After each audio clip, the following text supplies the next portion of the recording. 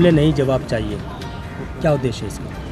इसका उद्देश्य है ये कि जो देश में जो संविधान की ताकत है उसको ख़त्म किया जा रहा है और हर बार एक नया मैनिफेस्टो बनाकर जुमलेबाजी करके जनता को बहका के 10 करोड़ रोज़गार, हर साल 2 करोड़ रोज़गार देंगे, हर साल ये करेंगे, हर साल वो करेंगे, और कुछ नहीं किया जा रहा है। जनता को हर साल 2 करोड़ जनता को एक तरीके से कर्ज के बोझ तले लादा जा रहा है और जनता को गरीब बनाकर सिर्फ 5 किलो अनाज पर निर्भर करवाया जा रहा है। इसलिए कांग्रेस पार्टी ने एक मुहिम स्टार्ट करी थी कि देश बचाओ संविधान बचाओ, और उसी को लेकर हम लोग आज उत्तर पूर्वी जो लोकसभा है उसमें कार और रैली निकाल रहे थे, क्योंकि मैं लोकसभा की कर रही हूँ। मेरी जो परमिशन है मैंने 10 दिन पहले पुलिस हेडक्वार्टर में दी थी, और इसमें 4 डिस्ट्रिक्ट बढ़ते हैं, जिसमें 3 डिस्ट्रिक्ट जो नॉर्थ ईस्ट डिस्ट्रिक्ट है उसमें कल मतलब एक दिन जस्ट पहले जो ट्रैफिक पुलिस है उसके द्वारा जो है परमिशन को रद्द किया गया। और जब मैंने उनसे कारण पूछा तो उन्होंने कहा कि कंस्ट्रक्शन एक्टिविटी चल रही है। जब मैंने अपनी गाड़ी उस एरिया में भेजी तो वहाँ पता चला कि बजरंग दल की जो रैली है वो वहाँ पर हुई है, और हमारे पास वीडियोज भी हैं जो मैं आपके साथ शेयर करूँगी। तो बजरंग दल की जब रैली वहाँ हो सकती है, हमारी रैली नहीं हो सकती। एक्शन एक्ट जो चल रही है वो फ्लैग ऊपर से नॉर्मल ट्रैफिक जो है वो मतलब सामान्य जैसे चलता है वैसे ही चल रहा है, तो हमारी रैली क्यों नहीं हो सकती। उसके बाद यहाँ नॉर्थ वेस्ट और नॉर्थ डिस्ट्रिक्ट है, इसकी मेरे पास कोई इन्फॉर्मेशन नहीं आई थी। मैंने एसीपी ट्रैफिक से बात करी, क्योंकि पुलिस हेडक्वार्टर से यही आया था कि फाइनल डिसीजन जो है डीसीपी ट्रैफिक की होगा। जब एसीपी ट्रैफिक से बात करी उन्होंने अपने टीआई के नंबर दिए, वो एग्री भी हो गए कि आपकी होगी। और सुबह रात को 10 इनका डीसीपी का आता है जो नॉर्मल पुलिस लैंड है कि पुलिस चौकी पर रैली नहीं हो सकती। जबकि वालों का हमारे पास अभी भी कॉल आ रहा है कि रैली कब। बात यह है कोऑर्डिनेशन नहीं है एजेंसियों में, एक हाँ करता है दूसरा मना कर देता है। अब डीसीपी जो का कोई हमारे पास जवाब नहीं है, और उनके डीसीपी ट्रैफिक है उनसे बात हो गई, लेकिन रैली को इधर से भी नहीं निकलने दे रहे, क्योंकि बुराड़ी से वाले जो टीआई है उनका फ़ोन आ गया कि यहाँ कंस्ट्रक्शन एक्टिविटी चल रही है। तो बात यह ऐसे तो देश में हर जगह कंस्ट्रक्शन एक्टिविटी चल रही होंगी। जनता अगर अपनी बात रखना चाहती है, जनता के प्रतिनिधि अपनी बात रखना चाहते हैं तो वो कैसे रखेंगे? रैलियों के माध्यम से जनता के पास जाएंगे ना। लेकिन लॉ एंड ऑर्डर का बहाना बना के सेंसिटिविटी मुखर्जी नगर एरिया को की सेंसिटिविटी को देखते हुए नॉर्थ वेस्ट डिस्ट्रिक्ट में जो आपकी रैली है उसको रद्द किया जाता है। क्या सेंसिटिविटी है नॉर्थ वेस्ट में?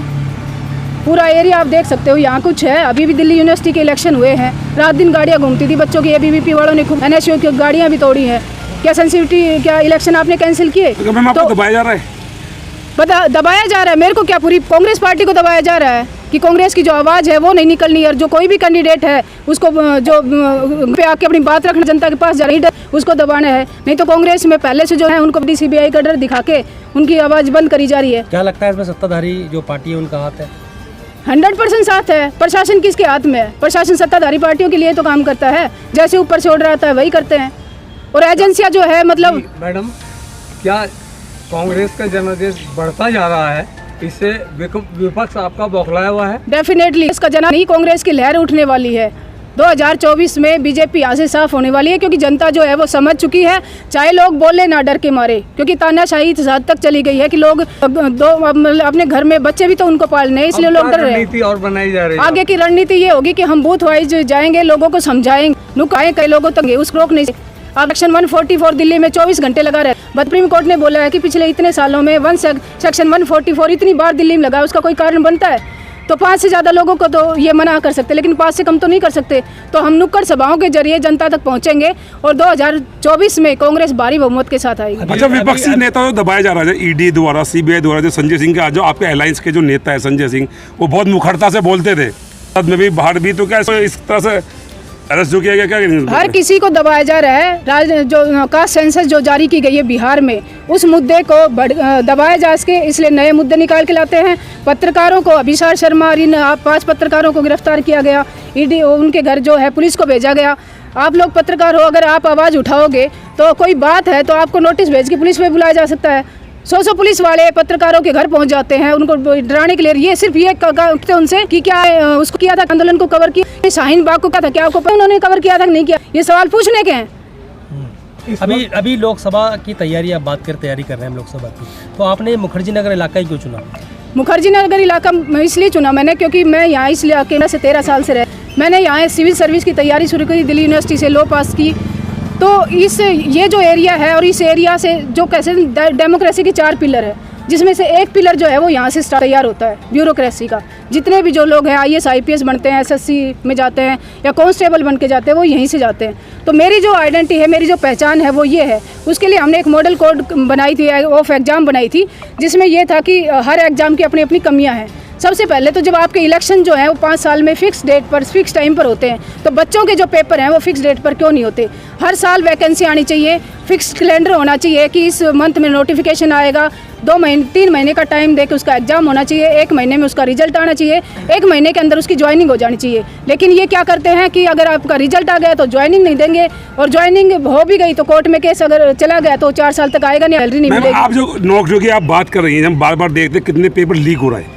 बहुत से आदमी 4-4, 5-5 साल तैयारी करता है, वो पेपर का टाइम आता है, मालूम पड़ा पेपर लीक हो गया, उसके पूरे सपने रहेगा। इसका रीजन क्या है? उसी के लिए हमने ये किया कि हर रोज हर पेपर आउट हो रहा है। एक पेपर ऐसा नहीं इस देश में जो आउट नहीं हो रहा। कहते हैं कि UPSC के नहीं होते थे, आज UPSC भी जो है उससे मतलब वो नहीं रही है, UPSC के पेपर भी होते हैं। आप वो जो एक IPS थे, कर्नाटका में पेपर दे रहे थे, उनका आप उदाहरण दे सकते हो, बाजीराव इंस्टीट्यूट से थे, 2-3 साल पहले की बात है। मेंस में नकल चल रही थी ब्लूटूथ से। तो हर पेपर आउट हो रहा है, और हर पेपर आउट होने के बाद जो बड़ी जो मछलियां हैं उनको कोई नहीं पकड़ता है, छोटे मोटे जो स्टूडेंट हैं उनको पकड़ के और लिपापोती कर दी जाती है। बात यह है कि इसके लिए फास्ट ट्रैक कोर्ट बनने चाहिए। जब भी बच्चों की लिए एक रोजगार कमीशन बनना चाहिए जो अपनी कंप्लेंट जो है वो वहाँ पर कर सके।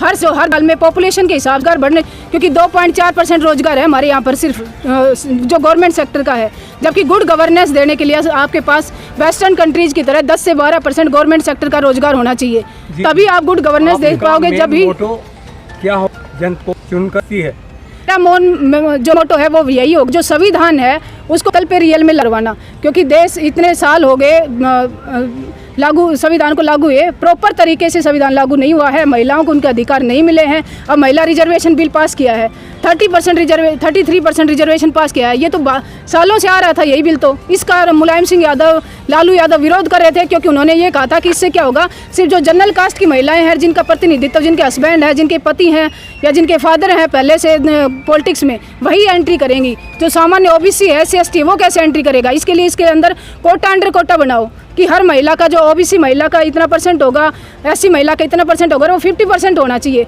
लेकिन उन्होंने इस बात को दरकिनार करते हुए अपने हिसाब से बिल पास कर दिया। हमारे आप क्या संदेश देना चाहेंगी? जनता के लिए ये संदेश है, समय रहते हुए जाओ, वरना 2024 के बाद ये नॉर्थ कोरिया में चाहे जाएगा, 1 नेशन पार्टी है चाइना, उसके बाद कभी इलेक्शन नहीं होंगे। ये संविधान, ये अधिकार, ये बोलने की आज़ादी, ये सब खत्म हो जाएंगे। मनु साहिब का जो संविधान है वो लागू हो जाए। महिलाओं को देख रहे हो, रावण ने सीता जी को उठाया, सिर्फ उठाया, ना कि उनकी इच्छा कुछ किया उन्होंने। आज तक उसको मारा जा रहा, हर साल का पुतला जलाया जाता है दशहरे पे। लेकिन जो मणिपुर में औरतों को नंगा घुमाया जा रहा है, एक बच्ची 12 साल की MP में, वहाँ पर एक घर घूम रही है कि मुझे बचा लो, मुझे बचा लो, कोई बचाने वाला नहीं है। ऐसे महिलाएं नंगी घूमेंगी इस देश में, कोई बचाने वाला नहीं होगा। मैडम, आखिरी सवाल आपसे, यह जो रैली निकाल रहे थे, कहाँ से कहाँ तक जानी थी, इसको रद्द किया गया? ये रैली मुखर्जी नगर से निकलनी थी, और जो उत्तर पूर्वी दिल्ली है इसके पूरे 10 विधानसभा पड़ती है, इसमें से ये निकलनी थी। और मैंने 10 दिन पहले 29 तारीख को पुलिस हेडक्वार्टर में दी थी, क्योंकि 2 से जब ज़्यादा डिस्ट्रिक्ट पड़ते हैं तो आप पुलिस हेडक्वार्टर में देते हो, सारे डिस्ट्रिक्ट नहीं घूमते। उसके बावजूद मैंने हर डिस्ट्रिक्ट को मेल भी कर दिया था, और उसके बाद मेरे को प्रॉपर टाइम से पहले नहीं बताया गया। बाहर से लोग आ रहे थे, कोई UP से आ रहा था, कोई हरियाणा से आ रहे थे, कोई राजस्थान से आ रहे थे, हर किसी की एंट्री बंद कर दी गई। एंड टाइम पे जब मतलब यहाँ गैदरिंग होनी थी, उस टाइम सारी गाड़ियों को, मेरे को अलावा मेरे साथ कोई खड़ा नहीं, मेरी एक गाड़ी के अलावा इन्होंने की। ठीक है, थैंक यू।